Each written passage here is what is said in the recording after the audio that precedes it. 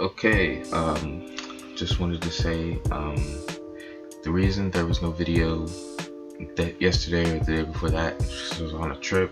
There was meant to be a video out on Friday, but there was just a little bit of a scheduling conflict, and I just wasn't able to get one out. So I ended up taking somewhat of a accidental break, I guess you could say. But we're back, and we're going to be talking about the Halo TV show.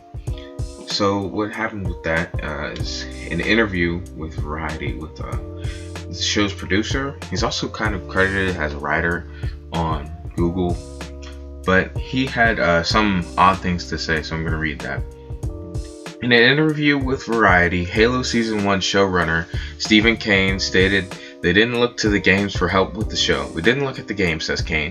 "We didn't talk about the game. We talked about the characters in the world, so I never felt limited by it being a game. Given the Halo TV series is a separate timeline from the games, it's not super shocking to learn that they didn't pay attention to the games. The general lore and world that is expanded on and things like books is what would be most helpful for a show like this. Of course, Master Chief does evolve a bit over the video games as he's torn between his duties as a soldier and his admiration for Cortana, but perhaps defining who Chief is at his core and starting from there will be a good thing." Now, as for I never felt it limited by it being a game, I saw a comment on Penguin Zio's video that pretty much sums up my thoughts on that, so I'm going to read that. It says, "So, I never felt it limited by being a game. Wow, that definitely doesn't sound condescending and insulting to the medium of games. It's like they are embarrassed to be working with gaming's largest IPs and can only view it as a discount Star Wars. Not excited at all after hearing this." Yeah, I don't, I wouldn't want to hear this if someone came out for the Kenobi series. See, I'm a big fan of Halo, right? I played like 2 or 3 of the games. Played Halo 2, Reach, and 4. So yeah, 3 of the games, and I had a lot of fun playing all of them. I wasn't too good at it, but it's a very fun experience, and I think the story deserves the proper care, right? You don't want the wrong people at the helm. Like, even this person mentioned Star Wars, and that made me think about Rian Johnson, who at his core he wasn't really a Star Wars fan, right?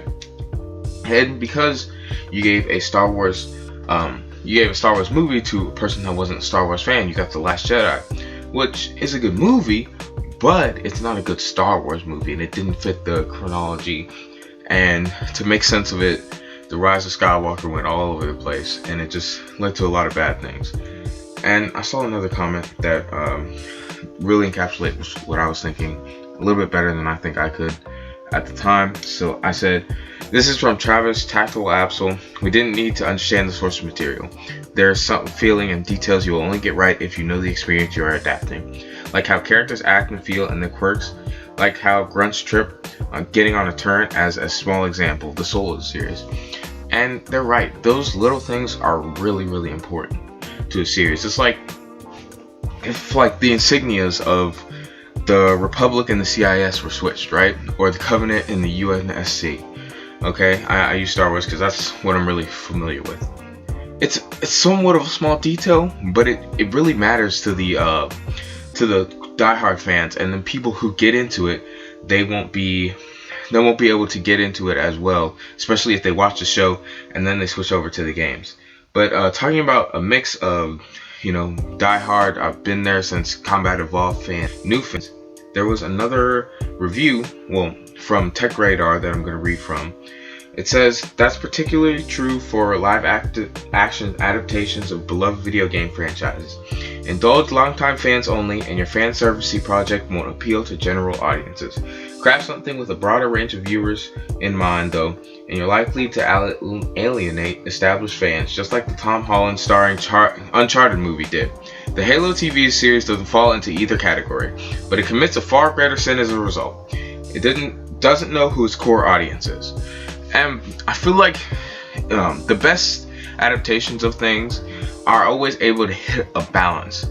And I really can't think of a good recent example. I can think of a lot of bad recent examples with the Cowboy Bebop remake and the Death Note remake. And there's just a lot of times they leaned a little bit too much to the, hey, we're gonna appeal to general audiences, but this show seems to fail at it, which is why I'm gonna be reading this next excerpt, where it says, this opening narrative salvo is the show's most glaring issue and is the root cause behind its identity crisis. For starters, viewers unfamiliar with the Halo universe won't know who Master Chief is or what the United Nations Space Command is, UNSC is, or that the Covenant comprises multiple alien species, hence the different physical appearances. You know, I'm gonna be real, until I read this article, I did not know that. I mean, I could kind of tell, but like I thought they were all like different like classes of the same species because of their names, like elites and grunts and stuff like that. That it was like a caste system. But yeah, if you don't look at the games, you wouldn't know that, because I read the book where they're on Reach and Master Chief's in charge and he's the only Spartan there. I've read some of that book and I didn't get that from that. You know, so there's stuff that you have to look at in the games. You have to look at the totality of the thing. Like, imagine if Insomniac, when they made their Spider-Man game, they just went, oh well, you know, we didn't read any comics. You know, hey, we saw the Amazing Spider-Man 2, and that's what we're gonna base our Spider-Man adaptation after. You know how enraged people will be, and people are enraged now.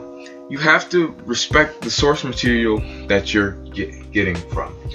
But going back to the guy who said all that stuff about not looking at the game, Stephen Kane. I looked at his IMDb page, and he's been like nominated for a bunch of weird awards that I've never heard of, like different film festivals and stuff, and Edgar Allan Poe Award. He won one of them, but it wasn't like a big, huge award. He's produced 4 series. The only one that I recognize other than Halo is The Closer. I watched a couple episodes of The Closer. It was alright. Nothing like knock your socks off level, but you know, a passable TV show. But when you have a show like this, it has to be knock your socks off level at all times, because that's what people are coming to see. People are coming to be like, oh, this is Halo. This is what I grew up with, because that's how people were.